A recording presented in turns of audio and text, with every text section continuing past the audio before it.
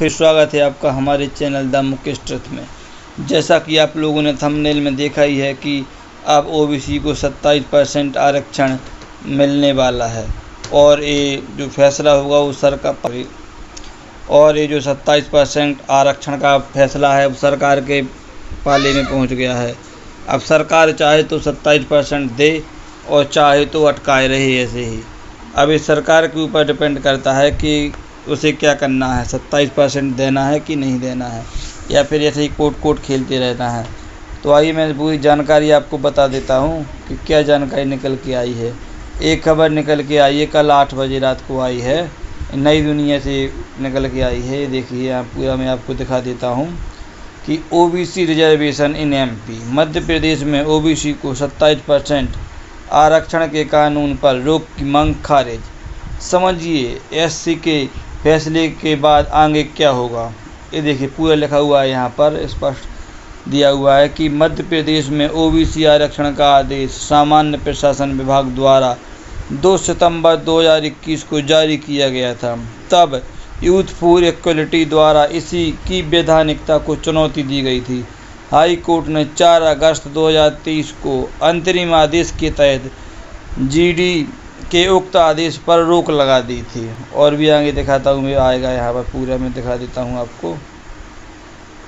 ये देखिए यहाँ पर नई दुनिया प्रतिनिधि जबलपुर से निकल के खबर आई है कि सुप्रीम कोर्ट ने उस याचिका को निरस्त कर दिया है जिसके जरिए मध्य प्रदेश में अन्य पिछड़ा वर्ग ओबीसी को 27% आरक्षण देने के कानून पर रोक लगाने की मांग की गई थी। इसके पूर्व हाई कोर्ट ने भी यह याचिका निरस्त हो चुकी है। लिहाजा अब यह सरकार पर है कि प्रदेश में ओबीसी को 27% आरक्षण देना है या नहीं। यह सरकार ऐसे ही करती रहती है। अभी कोर्ट पेंडिंग है, कोर्ट केस पेंडिंग है, तो अपन देखते हैं आगे क्या लिखा हुआ है। हाई कोर्ट ने जनहित याचिका निरस्त होने के बाद, ये क्या हो गया यार,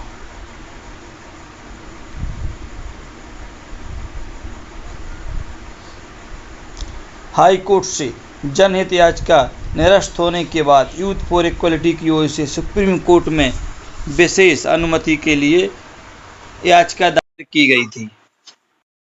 और इसमें देखिए आगे निकल के आई है खबर कि सामान्य प्रशासन विभाग द्वारा 2 सितंबर 2021 को आदेश जारी कर प्रदेश में ओबीसी को 27% आरक्षण लागू किया था। इसी की वैधानिकता को चुनौती दी गई थी। इसके पूर्व हाई कोर्ट ने 4 अगस्त 2023 को अंतरिम आदेश के तहत जीडी के उक्त आदेश पर रोक लगा दी थी। इसके बाद महाधिवक्ता प्रशांत सिंह ने जीडी सहित अन्य विभागों को अभिमत जारी कर प्रदेश में 83, इसमें थोड़ा गलत लिखा हुआ है, 87-13 का फॉर्मूला लागू कर दिया था। इसमें गलती हो गया टाइप करने में, इसमें 83-13 लिखा हुआ है। उन लोगों ने यहाँ पे होना चाहिए था 87-13 का फार्मूला लागू कर दिया था। विज्ञापनों एवं समस्त विभागों की भर्तियों की अधिसूचनाओं में इसी याचिका का उल्लेख किया गया। इसी बीच ओबीसी एडवोकेट वेलफेयर एसोसिएशन की ओर से हस्तक्षेप याचिकाएं दायर की गई थी। हाई कोर्ट ने 28 जनवरी 2025 को जनहित याचिका निरस्त कर दी थी। सुप्रीम कोर्ट में केवीएट लगाने वालों की ओर से वरिष्ठ अधिवक्ता रामेश्वर सिंह ठाकुर व वरुण सिंह ने पक्ष रखा। उन्होंने न्यायाधीश एम सुरेंद्र एवं राजेश सिंघल की युगल पीठ को बताया कि यूथ फॉर इक्वलिटी एक राजनीतिक दल है और सागर विश्वविद्यालय के प्रोफेसर डॉक्टर गिरीश कुमार सिंह की ओर से यह याचिका दायर की गई थी। इसी संस्था की एक अन्य याचिका हाई कोर्ट में लंबित है। सुनवाई के बाद सुप्रीम कोर्ट ने विशेष अनुमति याचिका निरस्त कर दी है, खारिज कर दी है। ये देखिए अब सरकार की जिम्मेदारी, यहाँ पे देखा हुआ है स्पष्ट कि अब सरकार की जिम्मेदारी। वरिष्ठ अधिवक्ता रामेश्वर सिंह ठाकुर का कहना है कि हाई कोर्ट और सुप्रीम कोर्ट ने कभी भी उस कानून पर स्थगन नहीं दिया जिसमें मध्य प्रदेश में ओबीसी वर्ग को 27% आरक्षण देने का प्रावधान किया गया है। चूंकि उक्त याचिका हाई कोर्ट व सुप्रीम कोर्ट से निरस्त हो चुकी है, इसलिए उसमें दिए गए अंतरिम आदेश भी 100 में समाप्त हो जाते हैं। बहरहाल अब सरकार की यह जिम्मेदारी है कि ओबीसी को 27% आरक्षण देना है या नहीं, और देना चाहिए। तो दोस्तों, ये थी वो जानकारी जो मैंने आप लोगों को साझा की। मुझे लगा कि आपको ये जानकारी बतानी चाहिए।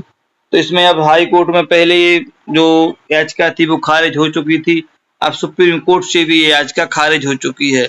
अब सरकार जल्द से जल्द फैसला लेगी और ओबीसी वर्ग को 27% आरक्षण देगी। तो भाइयों, आपको ये जानकारी कैसी लगी हमें कमेंट में जरूर बताएं और अपनी राय भी हमें दें। मिलते हैं ऐसी किसी नई जानकारी के साथ अगली वीडियो में। वीडियो देखने के लिए धन्यवाद।